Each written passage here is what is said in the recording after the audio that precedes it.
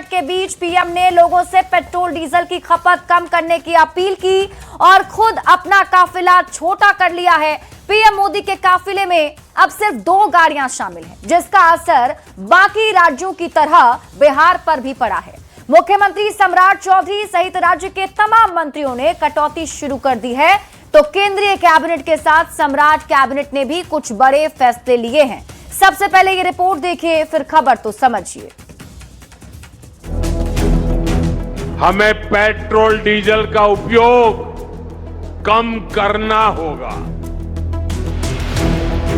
आजकल छोटे मोटे नेता के काफिले में भी 10-12 गाड़ियों का होना आम बात है, लेकिन ये देखिए, सिर्फ 2 गाड़ियों का काफिला ये किसी छोटे मोटे व्यक्ति का नहीं, बल्कि देश के प्रधानमंत्री का है। वैश्विक संकट के बीच पीएम मोदी ने लगातार 2 दिनों तक रविवार और सोमवार को लोगों से पेट्रोल डीजल बचाने की अपील की और देश की जनता के सामने नजीर पेश करते हुए अपना काफिला छोटा भी कर लिया। उन्होंने एसपीजी को काफिले के वाहनों की संख्या 50% कम करने और नई खरीद के बजाय इलेक्ट्रिक वाहन शामिल करने का निर्देश दिया है। प्रधानमंत्री की अपील का बिहार सहित पूरे देश में असर दिख रहा है। बिहार के 3 मंत्री एक ही गाड़ी में कार्यक्रम में हिस्सा लेने गए।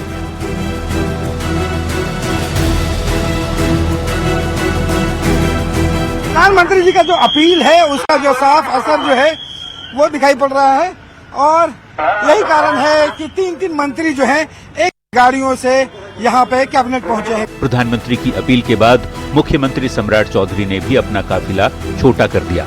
मंत्रियों और अधिकारियों से वाहन कम करने और सार्वजनिक कार्यक्रम में अतिरिक्त वाहन न लाने की अपील की है। सीएम ने लोगों से सादगी अपनाने, प्लास्टिक ट्रांसपोर्ट पर जोर देने, वर्क फ्रॉम होम संस्कृति को बढ़ावा देने के साथ साथ सप्ताह में 1 दिन नो व्हीकल डे मनाने का आग्रह किया है। यही नहीं, महिलाओं को इलेक्ट्रिक कार खरीदने पर 1 लाख रुपए का अनुदान भी मिलेगा। मुख्यमंत्री ने इसकी पहल करते हुए सबसे पहले खुद के ही कारकेट पर उन्होंने ये निर्देश जारी किया है। मौजूदा हालात को देखते हुए केंद्रीय कैबिनेट में भी कई अहम फैसले लिए हैं। पेट्रोलियम के विकल्प ढूंढने पर जोर दिया जा रहा है। कैबिनेट ने कोल गैसिफिकेशन स्कीम की मंजूरी दी है। कोल गैसिफिकेशन के लिए 3 लाख करोड़ का निवेश किया जाएगा। भारत में प्रचुर मात्रा में कोयला उपलब्ध है। करीब करीब अगर देखें तो आगे के 200 साल के लिए जितना कोयला चाहिए उतना भारत में ऑलरेडी उपलब्ध है। तो उस कोयले का उपयोग करके क्या हम गैस बना सकते हैं, इस विषय पे एक अच्छा प्रयास चल रहा था। उसका आज फैसला लिया गया है और बहुत ही सामूहिक फैसला है।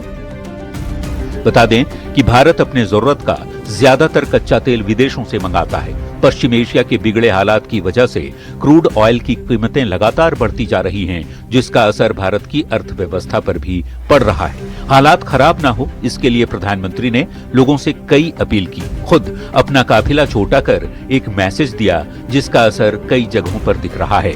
साथ में सियासी सवाल भी उठाए जा रहे हैं। न्यूज 18 के लिए पटना से आनंद अमृतराज, रवि एस नारायण और धर्मेंद्र कुमार के साथ ब्यूरो रिपोर्ट। तो वैश्विक संकट के बीच प्रधानमंत्री नरेंद्र मोदी ने सेविंग प्लान बताया है और लोगों से अपील भी की है। अब हम आपको पूरी खबर समझाते हैं। खबर तो समझिए, सेविंग प्लान का सियासी विरोध क्यों हो रहा है। देखिए, सरकार ने एक उदाहरण पेश किया जिसमें प्रधानमंत्री नरेंद्र मोदी ने सबसे पहले अपना काफिला छोटा कर लिया है। प्रधानमंत्री मोदी के काफिले में आज सिर्फ 2 गाड़ियां ही दिखाई दी। तो वहीं सीएम सम्राट चौधरी ने भी बड़ा फैसला लेते हुए अपना काफिला छोटा किया है। काफिले की गाड़ियों को आधा किया गया है और इसके साथ ही इलेक्ट्रिक कार के इस्तेमाल पर भी जोर दिया जा रहा है। सम्राट चौधरी का बचत वाला आइडिया अब आप समझिए। सम्राट चौधरी ने कहा है कि वाहनों का कम से कम लोग इस्तेमाल करें। इसके अलावा आप पब्लिक ट्रांसपोर्ट को बढ़ावा दें, पब्लिक ट्रांसपोर्ट का ज्यादा इस्तेमाल करें। इसके साथ ही सम्राट चौधरी ने मंत्रियों से भी अपील की है, अतिरिक्त वाहन नहीं लाइए। जनता से भी मेट्रो, बस और ऑटो के इस्तेमाल की उन्होंने अपील की। इसके साथ ही सार्वजनिक कार्यक्रमों में सादगी अपनाने का निर्देश भी मुख्यमंत्री सम्राट चौधरी ने दिए हैं। और साथ ही साथ सम्राट चौधरी ने यह भी कहा कि वर्क फ्रॉम होम की संस्कृति अपनानी पड़ेगी। और इसके साथ ही जनता से अपील भी की है मुख्यमंत्री ने कि सप्ताह में एक दिन नो व्हीकल डे मनाया जाए। और साथ ही साथ महिलाओं को प्रोत्साहित करते हुए कहा गया है कि इलेक्ट्रिक कार महिलाएं अगर खरीदती हैं तो उन्हें 1 लाख रुपए का अनुदान दिया जाएगा। अब आपको बताते हैं इसका विरोध क्यों हो रहा है, विपक्ष आखिर क्या कह रहा है। तो विपक्ष की तरफ से कहा जा रहा है सलाह नहीं, जिम्मेदारी से बचने की कोशिश कर रही है सरकार। विपक्ष कह रहा है सरकार महंगाई रोकने में नाकाम है।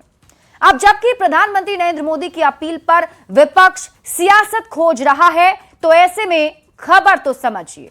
वैश्विक संकट के बीच पीएम मोदी ने आखिर यह अपील क्यों की?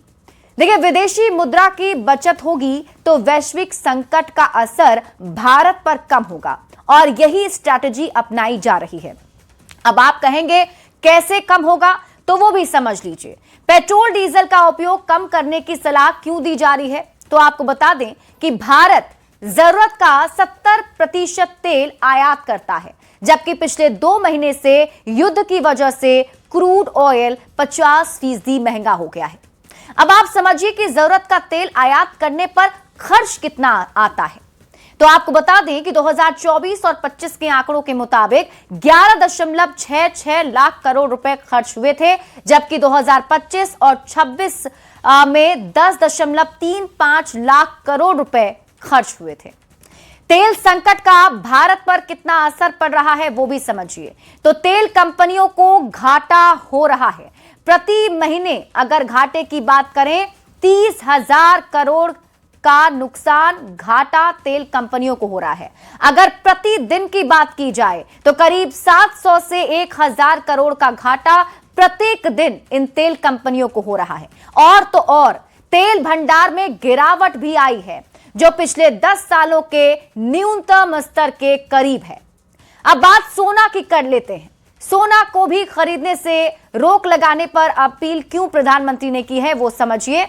तो सोना खरीद के मामले में भारत कहां है, पहले आपको यह बता देते हैं। देखिए, चीन जो है वो 28% पर है, तो भारत जो है वो 26% सोना पर इन्वेस्ट करता है। अब इसके साथ ही सोना खरीद के मामले में भारत की अगर बात करें, ग्लोबल डिमांड में भारत की 26% हिस्सेदारी है और भारत दुनिया में सोने का दूसरा सबसे बड़ा खरीदार है। ये आपको आंकड़ा वर्ल्ड गोल्ड काउंसिल यानी WGC के सोर्स के हिसाब से बता रहे हैं। अब आप खबर तो समझिए, सोना खरीदने के मामले में भारत का खर्च कितना आता है। 2024 से 25 का आंकड़ा अगर आपको बताएं तो 4.89 लाख करोड़ हुआ है और 2025 से 26 के बीच में 6.40 लाख करोड़ रुपए खर्च हुए हैं। सोना खरीदने पर भारत का जो एक खर्च है उसे आप समझिए 2026 की पहली तिमाही में भारत में निवेश के लिए सोने की मांग गहनों से भी ज्यादा है। और अब बात कर लेते हैं फर्टिलाइजर की, क्योंकि प्रधानमंत्री नरेंद्र मोदी ने कृषि क्षेत्र में भी किसानों से अपील की है कि फर्टिलाइजर का इस्तेमाल कम से कम किया जाए। फर्टिलाइजर खरीदने में भारत के खर्च को भी हम आपको समझाते हैं, जिसमें अगर हम बात करें सबसे पहले आंकड़ों की तो साल 2026 में करीब 1.5 लाख करोड़ की खरीद हुई, जो 2025 की तुलना में 76% ज्यादा है। यानी कि अगर आप देखें तो 1 साल के भीतर ही ये आंकड़े बढ़े हैं। 2026 में 1.5 लाख करोड़ की खरीद हुई है और 2025 की तुलना में ये 76% ज्यादा है। सबसे ज्यादा कतर से भारत आयात करता है। अब विदेश यात्रा पर भारतीयों का कितना खर्च होता है ये भी आप समझिए। 2023 और 24 की बात करें तो 2.72 लाख करोड़ रुपए खर्च होते हैं। 2025 और 26 में 3.65 लाख करोड़ रुपए खर्च विदेश यात्रा पर हुए हैं। विदेश से आयात कम करेंगे तो विदेशी मुद्रा की बचत होगी और यही बात सरकार लोगों को समझा रही है। यह भी समझने की जरूरत है कि भारतीय अर्थव्यवस्था पर वैश्विक संकट का दबाव जो है कम होगा अगर हम ये छोटे छोटे प्रयास करें, जिसमें यह कहा जा रहा है पेट्रोल डीजल के साथ सोना के साथ ही फर्टिलाइजर का इस्तेमाल कम करने की अपील प्रधानमंत्री लोगों से कर रहे हैं। बढ़ते